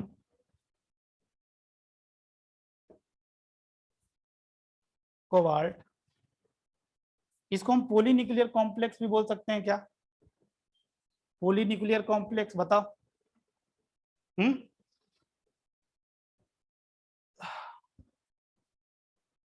पॉलीन्यूक्लियर कॉम्प्लेक्स बोल सकते हैं। पॉलीन्यूक्लियर कॉम्प्लेक्स किसको बोलते हैं, जिसके अंदर एक से ज्यादा मेटल्स हो, तो देख रहे हो एक से ज्यादा मेटल्स है ना। चलो तो इसका नाम लिखना है, तो इसका नाम लिखने के ये भी ध्यान रखना, बोला गया है जो ब्रिजिंग लिगेंड होगा हमेशा मोनोडेंटेट लिगेंड होगा, और आपको पता है ये मोनोडेंटेट लिगेंड है, इसका डेंसिटी 1 है, इसका भी डेंसिटी 1 है। चलो तो ये मोनोडेंटेट, ये एक ब्रिज की तरह काम कर रहा है, इसको ब्रिजिंग लिगेंड बोलते हैं। तो अभी सबसे पहले यहाँ पर डिसाइडिंग फैक्टर्स क्या है, डिसाइडिंग फैक्टर इसका ऑक्सीडेशन स्टेट निकालना है। कैसे निकालते हैं इसको समझो, ये सल्फेट, तो इसके ऊपर +2 चार्ज होगा। हम जानते हैं अमोनिया न्यूट्रल लिगेंड है, अमोनिया न्यूट्रल लिगेंड है, ये हाइड्रोक्साइड के ऊपर -1 चार्ज, और ये न्यूट्रल्स है। तो अभी इसके ऊपर कितना चार्ज आ जाएगा,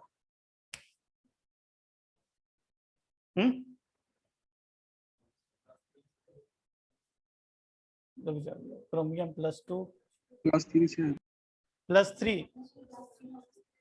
ये भी न्यूट्रल्स है ना, ये भी न्यूट्रल्स है, तो +2 +3।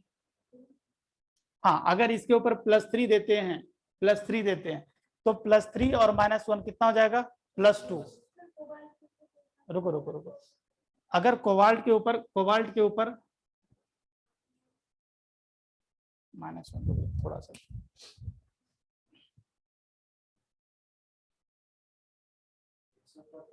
अच्छा, ये NH2 न्यूट्रल्स नहीं है, इसके ऊपर -1 चार्ज है, तो -1 चार्ज है तो इसको देखो, पहले डिसाइड करो।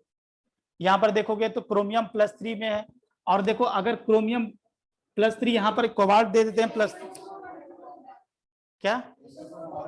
अच्छा, ये होल 2 है, तो होल 2 है तो यहाँ पर क्या हो जाएगा, +4 होगा, +4। सल्फेट तो है इसलिए +4। ओवरऑल ये जो चार्ज है क्या +4 आ रहा है, देखो हम यहाँ पर +3, ये तो न्यूट्रल +3, और ये कितना -2 +3 +4 आ जाएगा। हाँ, तो ये हम यूनिफॉर्मली डिस्ट्रीब्यूट कर दिए। थोड़ा सा दिक्कत होता है इसमें ऑक्सीडेशन स्टेट निकालने वाला, थोड़ा सा हीट एंड ट्रायल करना पड़ेगा।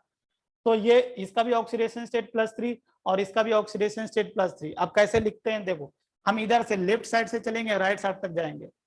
पहले टेट्रा अमाइन, उसके बाद रुक जाओ, टेट्रा अमाइन, उसके बाद क्रोमियम, क्योंकि ये केटायनिक पार्ट में मेटल्स है ना, तो क्रोमियम सेम लिखना पड़ेगा, क्रोमियम।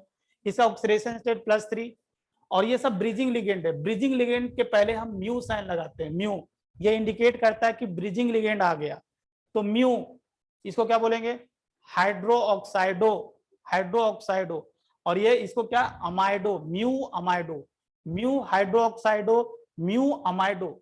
फिर यहाँ पर क्या, कोबाल्ट और ऑक्सीडेशन स्टेट, और फिर क्या, हेक्सा एक्वा, ये केटायन पार्ट हो गया। और फिर एनायन पार्ट को लिखोगे, दैट इज सल्फेट, नहीं डाइसल्फेट नहीं, sulphate. Mu hydroxido, tetra aqua. अच्छा, ये एक चीज गलती हुआ, क्या गलती हुआ बताओ, पहले इसका नाम लिखना पड़ेगा, फिर उसके बाद इसका नाम लिखना पड़ेगा। फिर से सुन लो, क्या, टेट्रा अमाइन,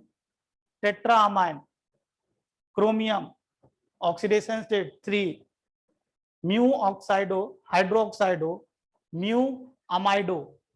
फिर उसके बाद यहाँ इसको नाम लिखोगे, hexa aqua, cobalt, oxidation state, और फिर लास्ट में सल्फेट। ऐसे करके नाम लिखोगे। सेकंड वाला एक बार देख लो, सेकंड वाला पहले ये देखो, +3 ऑक्सीडेशन स्टेट कैसे आया,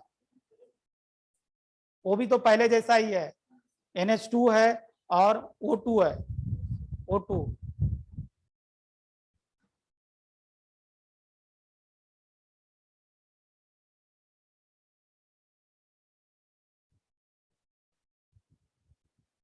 तो वो भी एक सीक्वेंस से लिखा गया, tetra amine cobalt 3, mu amido, mu superoxido, क्योंकि O2 के ऊपर -1 चार्ज होता है तो सुपर ऑक्साइड बोलते हैं, super ऑक्साइडो, tetra amine cobalt 3 chloride.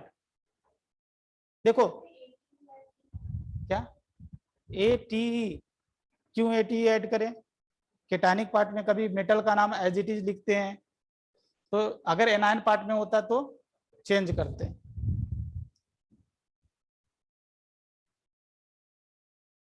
या उसको देखो एक तरह से दोनों पार्ट, ये जो लिगेंड है ना, सिमेट्रिक लिगेंड है, मतलब इधर भी कोबाल्ट अमोनियम है और इधर भी कोबाल्ट और अमोनियम है। तो देखो सेकेंड जो रेड कलर से लिखा गया है, आप उसको इस तरह से भी लिख सकते हैं, पहले ब्रिजिंग लिगेंड का नाम लिख दिया, that is mu amido, mu super ऑक्साइडो।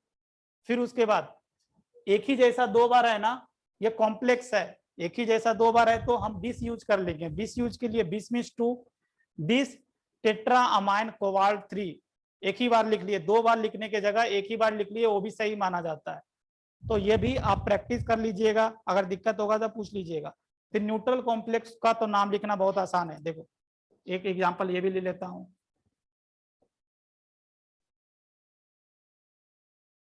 सबसे पहले ऑक्सीडेशन स्टेट निकाल लें। ऑक्सीडेशन स्टेट कितना होगा बताओ, ये -3 +3 होगा, तभी जाके न्यूट्रल्स होगा। ये निकल गया। अब एक से ज्यादा लिगेंड है, लिगेंड का नाम अल्फाबेटिकल ऑर्डर्स में लिखें। ये क्या है, अमाइन है, और ये क्या है, क्लोराइडो है। तो अमाइन का A पहले आता है, तो इसका नाम पहले लिखेंगे, इसका नाम बाद में लिखेंगे।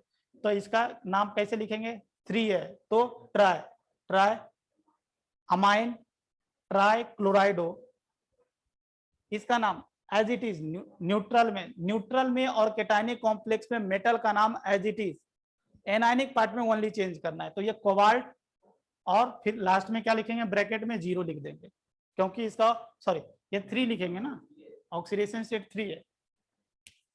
चलो ये वाला भी पूरा कर लीजिएगा। फिर उसके बाद है बॉन्डिंग इन कोऑर्डिनेशन कंपाउंड, तो इसको हम अगले क्लास से शुरू करेंगे। बोले थे कि नोमेनक्लेचर से, तो आपका नेक्स्ट क्लास का काम क्या बनता है, बॉन्डिंग इन कोऑर्डिनेशन कंपाउंड। अगले क्लास जब भी होगा, ये theory plus valence bond theory, दोनों थ्योरी पढ़ लोगे। Valence bond theory, crystal field theory उसके अगले क्लास पढ़ाएंगे। मींस जो मंडे का क्लास होगा उसमें 3 थ्योरीज में से 2 थ्योरीज कवर हो जाएगा, एक वैलेंस बॉन्ड थ्योरी। और वैलेंस बॉन्ड थ्योरी आप पहले भी जानते हो, वैलेंस बॉन्ड थ्योरी मैं कहाँ पढ़ाया हूँ, केमिकल बॉन्डिंग में पढ़ाया हूँ, तो वहां वाला कॉन्सेप्ट यहाँ पर भी एप्लीकेबल्स है। तो एक बार वैलेंस बॉन्ड थ्योरी आप केमिकल बॉन्डिंग का भी पढ़ ले और यहाँ वाला भी पढ़ कर आए, दोनों थ्योरी 2 थ्योरी कवर्ड हो जाएगा। और आपको बता दूं, इसमें अभी तक तो बेसिक पूरा था। देखो कि अगर जो ओवरव्यू दिया गया उसमें 4 पार्ट कवर हो गया। ओवरव्यू में दिया गया ना शुरू में कि क्या क्या चीज पढ़ाना है इसमें, तो देखो अभी तक आप क्या क्या चीज से फेमिलियर हो गए हो।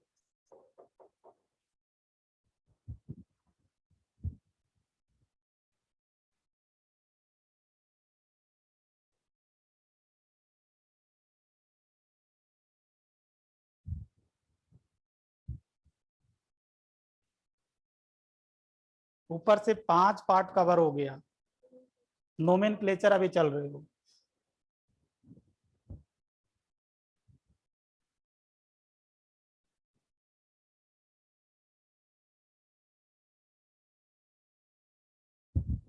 इसको बहुत सीक्वेंस में बनाया गया है, अगर आप इसको फॉलो करते हैं तो कवर्ड हो जाएगा। हमें लगता है कि आपको एनसीईआरटी भी पढ़ने की जरूरत नहीं पड़ेगी, एनसीईआरटी से इसका लेवल ऊपर बहुत ऊपर है। तो ऊपर से 5 कवर हो गया बॉन्डिंग। अब बॉन्डिंग भी 1-2 क्लास में, पहला क्लास में 2 थ्योरीज और दूसरा क्लास में क्रिस्टल फील्ड थ्योरी, ये खत्म हो जाएगा। ये बॉन्डिंग खत्म होने में 2 क्लास लगेगा। फिर उसके बाद एक क्लास में प्रॉपर्टीज कोऑर्डिनेशन कंपाउंड का पढ़ा देंगे और 2 क्लास में आइसोमेरिज्म खत्म। मीन्स लगभग 5 या 6 क्लास में पूरा ये चैप्टर कंप्लीट होगा, जो भी हाफ एन आवर का क्लास होता है उसमें कंप्लीट हो जाएगा। इसके बाद फिर एस ब्लॉक शुरू करेंगे। एस ब्लॉक थोड़ा टाइम लेता है। पी ब्लॉक ज्यादा नहीं, 11th क्लास में तुरंत हो जाएगा।